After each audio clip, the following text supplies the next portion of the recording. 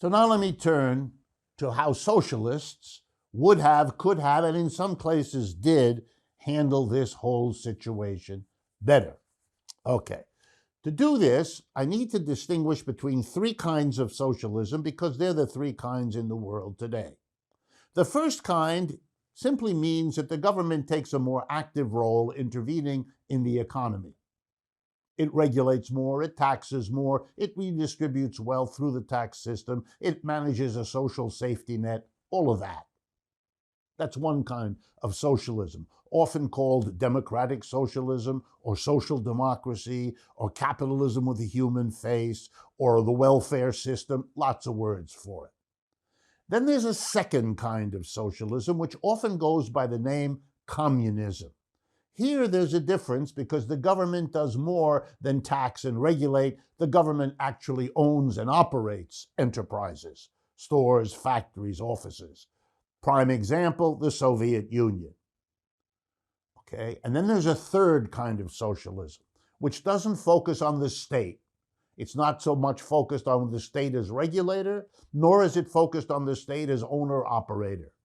It's focused rather on a transformation of the workplace from a top-down hierarchy in which a very few people, the owner, the board of directors, make all the decisions.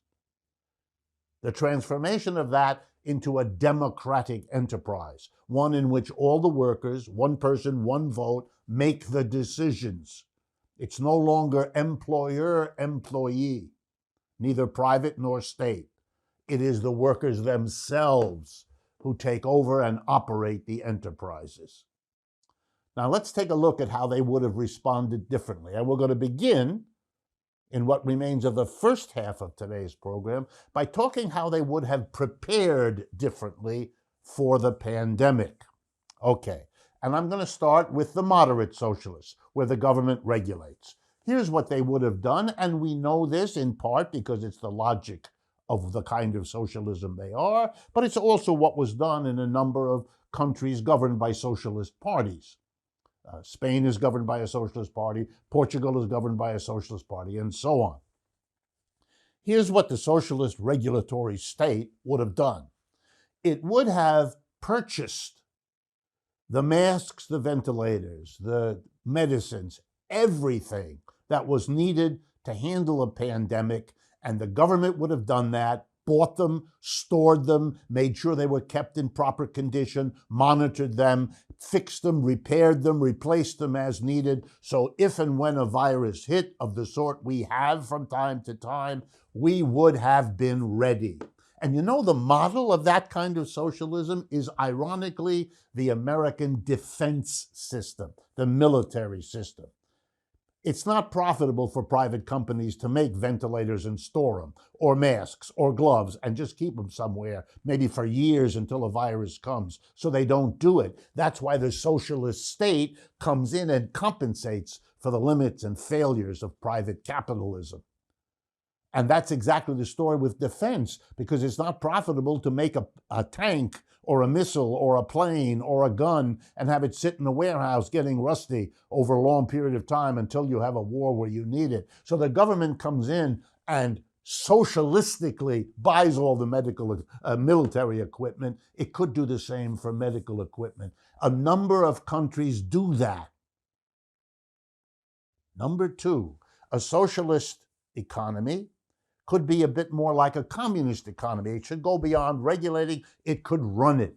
And here again, we have examples in many countries. One of the systems that are run by governments are medical system, medical insurance, medical care. And that creates a government-wide national system in place that can deal with any crisis a lot better than a disorganized, atomized system that is different in one city from another, in one town from another. Our private capitalist medical system has to then be coordinated to deal with a crisis, a medical crisis. Much less efficient, takes longer than if the government itself does it. Likewise, converting from peacetime production to wartime production, government owning and operating enterprises can and will do that quickly. And the same is true for medical. If the government runs the enterprises that could make ventilators, They could decide on Monday to switch from airplanes to ventilators, from automobiles to ventilators.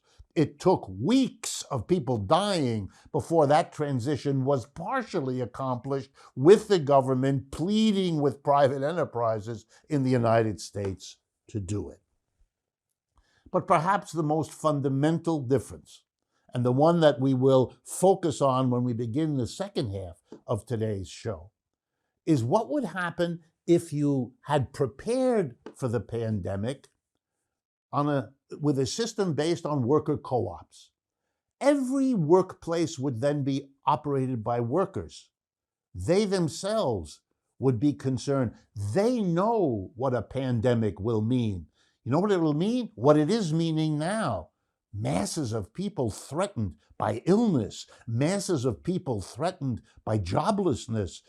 Worker co-ops wouldn't want any of that, and they wouldn't allow it. They would take the steps, because it's in their interest, long before the virus hits, to have in place the training, the materials, everything the collective of workers in each office, in each store, in each factory need to cope. They would have had training sessions. How do we create social distancing in this workplace? How do we help each other get through a difficulty? There's no split between the employers who want profit out of the business and the workers who want wages and safe conditions, because it's the same people. And they would take care of something that is equally important, because the decision makers are the people who get both the profits and the wages. What we have now in capitalism is the people who make the decisions are focused on the profits, and the people who focus on wages and being healthy are not a decision maker. That problem has hobbled the response to COVID, and a worker co-op society, as we will talk more, doesn't have those problems, could have, likely would have prepared much better than the way we haven't prepared, and then get those results with which I began. The US with 5% of the world's people and 30% of the world's death from corona.